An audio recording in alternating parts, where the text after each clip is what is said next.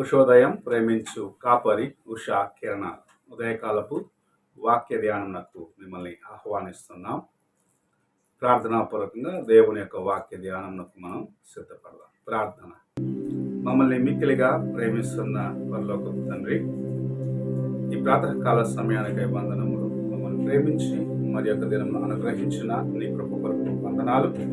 ఈ ఉదయకాల సమయమున నీ వాక్యము చేత నాతోనూ మాతోనూ మాట్లాడమని కార్యక్రమం వీక్షిస్తున్న ప్రతి ఒక్కరికి ఆశీర్వాదకరముగా యేసు పరిశుద్ధ నామమున అడిగి వేడుకుంటున్నాను పరమ తండ్రి, ఆమేన్. ఉదయకాలపు వాక్య భాగము రాజులు 2వ గ్రంథము 4వ అధ్యాయము 2వ వచనము నుండి 6వ వచనం వరకు ఉన్న వాక్య భాగమును చదువుకుందాం. ఎలీషా, నా వలన నీకేమి కావలెను? నీ ఇంటిలో ఏమి ఉన్నదో అది నాకు తెలియజెప్పుమనెను. అందుకామె, నీ దాసురాలనైన నా ఇంటిలో నూనె కుండ ఒకటి ఉన్నది, అది తప్ప మరేమీయూ లేదనెను. అతడు, నీవు బయటికి పోయి నీ ఇరుగు పొరుగు వారందరి యొద్ద దొరకగలిగిన వట్టి పాత్రలన్నిటినీ ఎరువు తెచ్చుకొనుము. అప్పుడు నీవు నీ ఇంటిలోనికి వచ్చి నీవును నీ కుమారులను లోపల నుండి తలుపు మూసి ఆ పాత్రలన్నిటిలో నూనె పోసి నిండినవి ఒక తట్టున ఉంచుమని ఆమెతో సెలవీయగా, ఆమె అతని యొద్ద నుండి పోయి తానును కుమారులను లోపలి నుండి తలుపు మూసి కుమారులు తెచ్చిన పాత్రలలో నూనె పోసెను. ఆ పాత్రలన్నీ నిండిన తర్వాత ఇంకా పాత్రలు తెమ్మని ఆమె తన కుమారునితో చెప్పగా, వాడు మరి ఏమీ లేవని చెప్పెను. అంతలో నూనె నిలిచిపోయెను. మనము చదివిన వాక్య భాగంలో ప్రవక్తల శిష్యుల కుమారుల్లో ఒక వ్యక్తి యొక్క భార్య, అతడు చనిపోయిన తర్వాత అప్పుల వారు ఆమె యొక్క 2 కుమారులను తీసుకొని వెళ్ళేదానికి వచ్చినప్పుడు ప్రవక్త అయిన ఎలీషా దగ్గరకు వచ్చి ఆమె యొక్క అవసరతను, ఆమె యొక్క పరిస్థితిని చెప్పుకునే కార్యమును చూడగలము. తన భర్త అప్పు చేసి చనిపోయినాడు. ఆ అప్పును తీర్చేదానికి, లేకుండా అప్పుకు సరి చేసుకునేదానికి అప్పు ఇచ్చిన వాడు తన యొక్క 2 కుమారులను తీసుకొని వెళ్ళేదానికి వచ్చినాడు అని చెప్పటం చూస్తూ ఉన్నాం. ఆమె యొక్క జీవితంలో ఒక క్లిష్టమైన పరిస్థితి ఇది. తన భర్త లేడు. తనకు ఆధారముగా ఉన్న 2 కుమారులను ఆమె దగ్గర తీసుకొని వెళ్ళేదానికి ఒక వ్యక్తి అక్కడ ఉన్నాడు.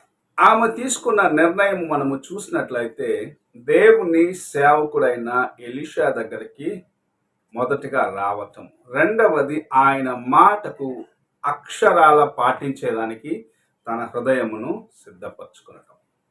ఈ దినములో మనము ఇలాంటి మనస్సు కలిగి ఉన్నామా అని ప్రశ్నించుకోవాలి. ఎందుకంటే దేవుని సేవకుని నోట ఆయన యొక్క వాక్యమును ఉంచి అనేక సార్లు మన యొక్క పరిస్థితుల్లో మనల్ని బయటకు తీసేదానికి ప్రభు తన సేవకుని సిద్ధపరిచి ఉన్నాడనేది మొదటిగా నీవు నేను గ్రహించుకోవాలి. తన సేవకుని దగ్గరికి వెళ్ళినప్పుడు, అనగా దేవుని సేవకుని దగ్గరికి వెళ్ళినప్పుడు నాకు అవసరమైన కార్యములను ఆయన నాకు బోధిస్తాడు. నేను ఎక్కడ ఏమి సరి చేసుకోవాలో ఆయన నాకు నేర్పిస్తాడు. నా జీవితంను బాగు చేసుకునేది తగిన రీతిగా నన్ను హెచ్చరిస్తాడు. నాకు కావాల్సిన హెచ్చరికలు ఇస్తాడని దేవుని సేవకుని ఎదుటకు వెళ్ళటానికి మనము సిద్ధముగా ఉండాలనే దానికి ఇది ఒక మంచి నిదర్శనగా ఉన్నది. ఆమె వెళ్ళి దైవజనుల దగ్గర ఎలాగో మాట్లాడినదంటే, దేవుని యొక్క ప్రతినిధిగా ఈయన ఉన్నాడు కనుక ఈయనతో మాట్లాడటము దేవునితో నేను మాట్లాడిన విధానముగా ఉండాలి అని తలంచుకొని ఉండొచ్చు. ఎందుకంటే ఆమె చెప్పటం, అనగా నీ సేవకుడు నా భర్త అయినవాడు ఇలాగూ దేవుని ఎదుట నమ్మకస్తుగా ఉన్నాడు. ఇప్పుడు నాకు అవసరం ఉన్నది, నాకు సహాయము చేయమని చెప్పటం చూడగలం. మనము ఇలాంటి పరిస్థితిలో ఉన్నప్పుడు, అనగా ఒక శోధన మన ముందు ఉన్నప్పుడు దేవుని ఎదుటకు వెళ్ళి పూర్ణ హృదయంతో ఆయనతో ఇలాంటి సంభాషణ లేకుంటే ఆయన ఎదుట వెళ్ళి కుమ్మరించుకునే అనుభవం కలిగి ఉన్నామా? దేవుని ఎదుట ముఖాముఖిగా ఆయన చూసి మాట్లాడిన విధముగా మన హృదయంలో ఉన్న సమస్యలను దేవుని సేవకుడి దగ్గర చెప్పుకోగలుగుతున్నామా? అలాగ చెప్పినట్లయితే, అలాగ దేవుని యొక్క కార్యములను మనం ఎదురు చూస్తూ ఆయన సేవకుడి దగ్గరికి వెళ్ళినట్లయితే నిజముగా ప్రభు తన కృపచేత మనల్ని తృప్తిపరుస్తాడనే దానికి మంచి ఉదాహరణగా ఈ సంఘటన ఉన్నది. ఆమె యొక్క అవసరం ఉన్నది దేవుని సేవకుడి దగ్గరికి వెళ్ళి దేవునితో మాట్లాడిన విధముగా తన హృదయంలో ఉన్న సమస్యను చెప్పుకున్నది. ఆయన యొక్క నోటిలో నుండి వచ్చే జవాబు కోసం ఎదురు చూస్తూ ఉన్నది. ఆమె యొక్క నిజస్థితిని ఒప్పుకున్నది. నా దగ్గర ఒక చిన్న పాత్రలో కొంచెం నూనె మాత్రం ఉన్నది, వేరు ఏమీ లేదు. నాకు సహాయం చేసేదానికి ఏ రీతిగా నా దగ్గర ఏ వస్తువు లేదు అని చెప్పటం చూడండి. తన యొక్క నిజస్థితిని దేవుని సేవకుడి దగ్గరికి ఆమె తీసుకొని వచ్చినప్పుడు, అక్కడ ఆయన దగ్గర చెప్పుకున్నప్పుడు దేవుని కార్యమును తన జీవితంలో అనుభవించడం చూడగలం. అనేక సార్లు ఒక కష్టంలో దేవుని సేవకుడి దగ్గరికి వస్తాం, కానీ నిజము చెప్పేదానికి సంకోచిస్తాం. మన నిజస్థితిని ఒప్పుకునేదానికి మనకు ఏదో ఈగో హర్ట్ అయితే మన యొక్క స్వాభిమానం అడ్డం వస్తూ ఉంటుంది. నన్ను ఏమనుకుంటారో అనే ఒక మనసు ఉంటుంది.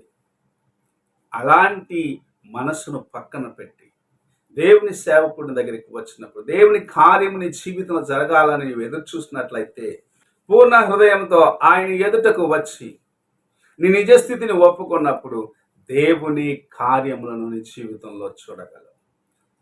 ఆ స్త్రీ దేవుని సేవకుడైన ఎలీషా చెప్పిన రీతిగా ఊరిలో ఉన్న పాత్రలను ఎరువు తెచ్చుకున్నది, ఖాళీ పాత్రలను తెచ్చుకున్నది. ఆ ఖాళీ పాత్రలను తెచ్చుకున్న ఆమె అందులో నూనె పోసినప్పుడు, తన పాత్రలో ఉన్న నూనె పోయటం ప్రారంభించినప్పుడు ఊరిలో ఉన్న పాత్రలన్నీ నిండిపోయినాయని పరిశుద్ధ గ్రంథం మనకు సెలవిస్తూ ఉన్నది.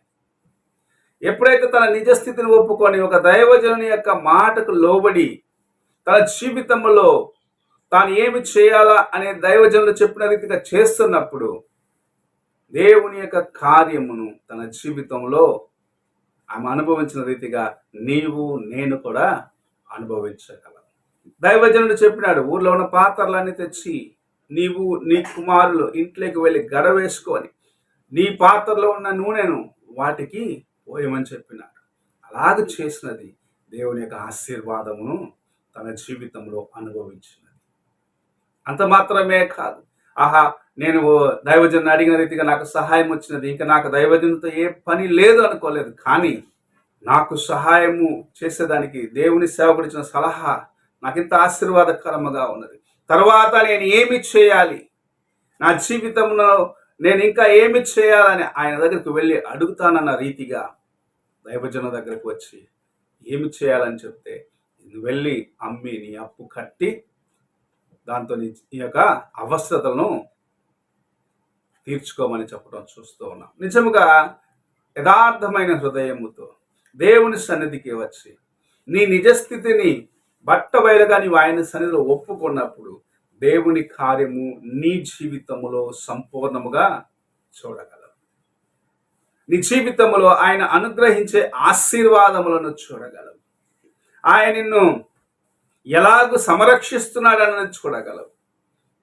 నీవు దేవుని ఎదుట నీ హృదయమును యథార్థముగా కాపాడుకునేదానికి ప్రతిదినం ప్రయత్నించు. నీవు దేవుని ఎదుటకు వచ్చినప్పుడు ఏదైనా రహస్యమును దాచిపెట్టుకున్నట్లయితే, దేవుని సన్నిధిలో రహస్యములను నీవు పెట్టుకున్నట్లయితే నిజముగా దేవుని యొక్క ఆశీర్వాదమును నీవు నీ జీవితంలో అనుభవించలేవు.